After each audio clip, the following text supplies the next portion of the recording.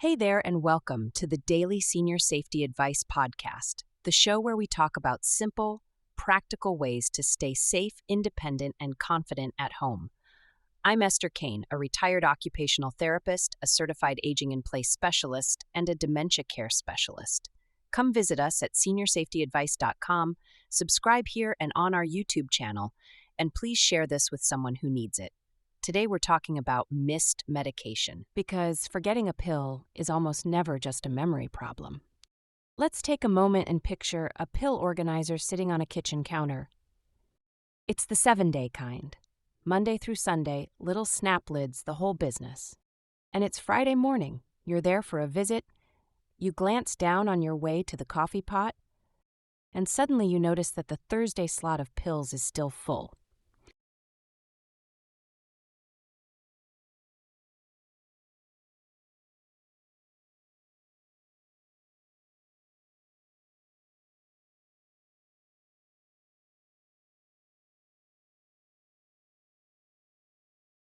But something turned over in your stomach when you saw it.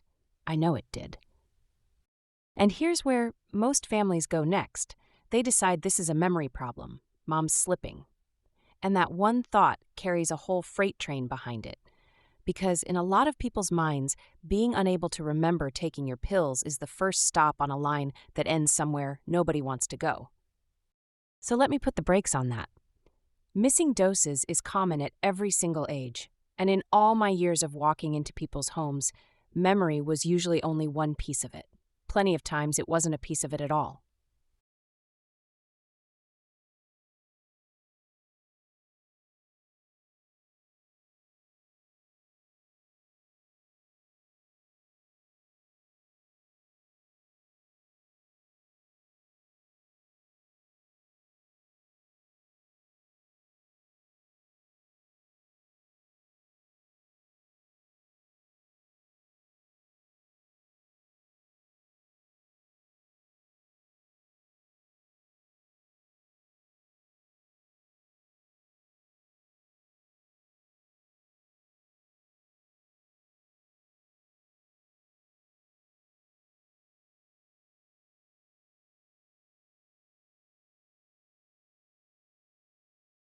Now let's deal with the words families use, because they can do real damage. The words I would hear most often were stubborn, difficult, and non-compliant. That's the one the medical world reaches for, and I have never once liked it. It makes it sound like a character flaw, like she's doing it at you. Let me tell you that in all those years as an OT, I met very few people who skipped a pill just to be contrary. What I met, over and over, were people who had a perfectly good reason and had never said it out loud to anyone. Sometimes the pill makes her dizzy. And she didn't mention it because she didn't want to be a bother, or because she was afraid they'd add another pill to fix the first one. Sometimes it's money. She's stretching a prescription by taking it every other day, and she is not going to volunteer that to her son. Sometimes she doesn't believe it's doing anything. And honestly, I get it. You cannot feel a blood pressure pill working. There's no reward. You take it faithfully and you feel exactly the same, which is the entire point, and nobody ever explained that to her. Sometimes the pill is the size of a horse tranquilizer and it sticks going down, so she's quietly avoiding it. Honestly, I'm in this camp. I hate taking large pills. And sometimes this one is the big one. She isn't taking it because taking it means admitting she needs it. The other myth I want to knock over is this. If she's forgetting pills, she can't live alone anymore. Sometimes that's true. Very often it isn't. I have watched people go from missing half their doses to hitting every one of them in the same house with no extra help because somebody finally fixed the system instead of blaming the person. One important thing before we go on. Nothing in this episode is a reason to change a dose, stop a medication, or skip one on your own. Every single fix I'm about to describe should be run by the doctor or the pharmacist. They are the ones who get to change what's in the bottle.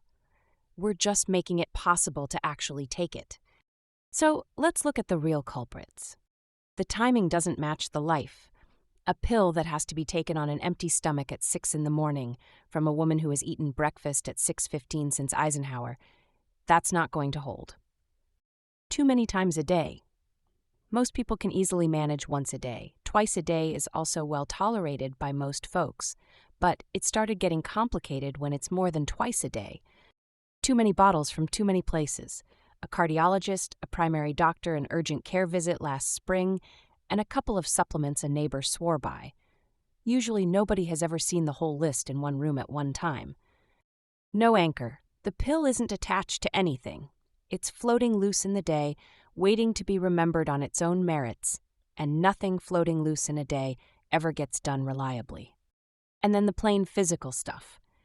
A child-proof cap that is also, it turns out, arthritis-proof. Print on the label so small it may as well be decorative. 3 things that cost you nothing. 1. Move the pills to where a habit already lives. Next to the coffee maker, next to the toothbrush, on top of the TV remote. You are not trying to build a new habit, you are hitching a ride on an old one. 2. Put every bottle in the house into a grocery bag, including the vitamins and the ones from the other doctor, and carry the whole bag to one pharmacist.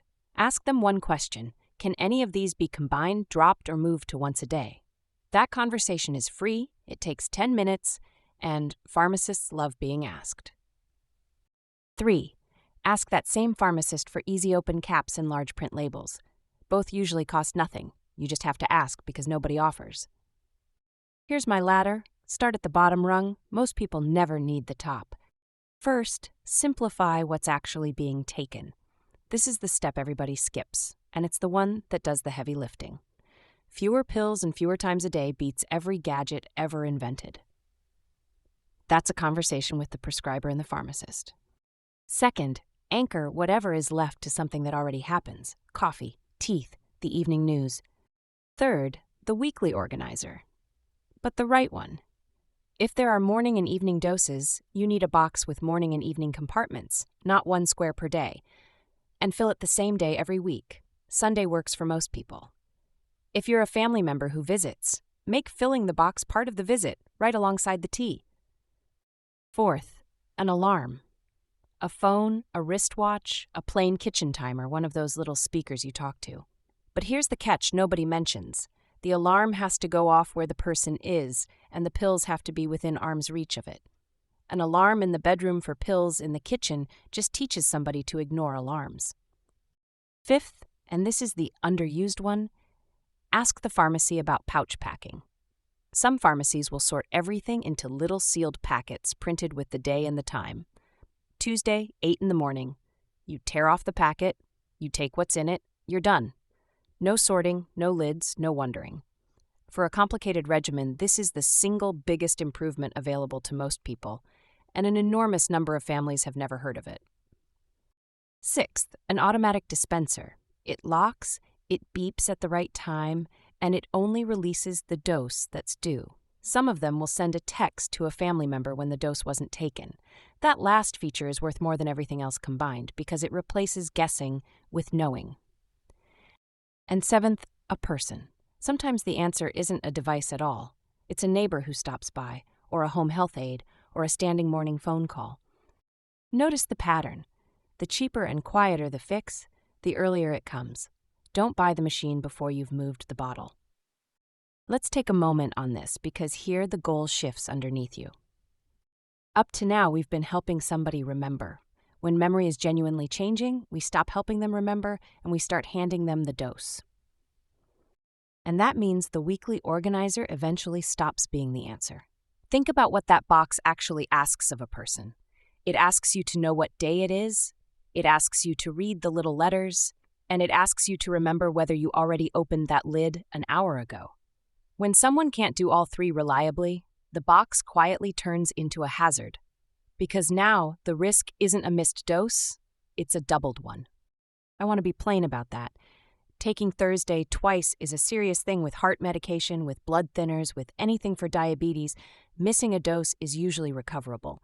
Doubling one sometimes isn't. So here's the honest question to sit with. Does this person still manage it with a cue, or do they now need it delivered? If it's delivered, then you want the locked dispenser, or you want a human being, and you also want the big bottles out of easy reach. Not to be sneaky about it, and not to treat anybody like a child. It's because a full bottle sitting on the counter undoes every bit of the system you just built. One more thing, and then I'll move on. Please don't argue about whether she already took it. You cannot win that one, and she will hear an accusation. Check the dispenser, check the packet. Ask the box, not the person.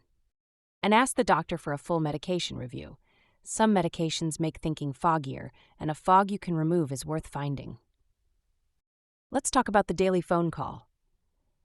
Did you take your pills? Same question, same time every morning. You mean it as caring.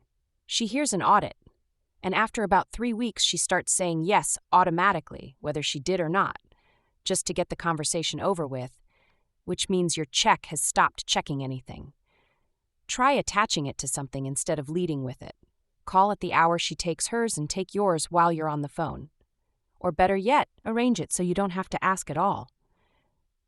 Let the dispenser or the pouch pack tell you, and let the phone call just be a phone call. You will both like each other more. So here's what I'd love for you to do this week. One thing. Get every bottle in that house into a bag. The prescriptions, the vitamins, the eye drops, the one from the specialist that nobody mentions, and take the whole bag to one pharmacist. Ask if anything can be combined, dropped, or moved to once a day. That single errand fixes more missed doses than any gadget I could sell you. And if you're listening for yourself, not for a parent, I have a different one for you. Think about which pill is the hard one. There's usually one. And instead of white-knuckling it, tell somebody why it's hard. The cap, the cost, the way it makes you feel at 3 p.m. Every one of those has a fix, and not one of them can be fixed while it's still a secret. Because forgetting a pill is not the beginning of the end of your independence. 9 times out of 10, it's a system that needs a tune-up. And a tune-up is a very ordinary thing. Go get the bag. Go ask the question. It's 10 minutes and it's free. Thank you so much for spending this time with me today. It really means a lot. If you'd like more practical tips and resources, come visit us at seniorsafetyadvice.com. And if you're looking for a professional to help your family age in place safely, you can find one at aginginplacedirectory.com. Please subscribe to the podcast and to our YouTube channel so you never miss an episode. Take good care of yourself, take good care of each other, and I'll see you next time. This is Esther Kane. If this podcast has helped you in any way, one of the biggest ways you can support it is by subscribing, leaving a review, or liking the episode. Those simple actions may seem small, but they really do make a huge difference. They help the podcast reach more people, especially family caregivers, older adults, and professionals who may need this information and support right now. And honestly, your support helps me continue creating these episodes each week. So thank you for being here, thank you for listening, and thank you for helping me spread this message to others who may benefit from it.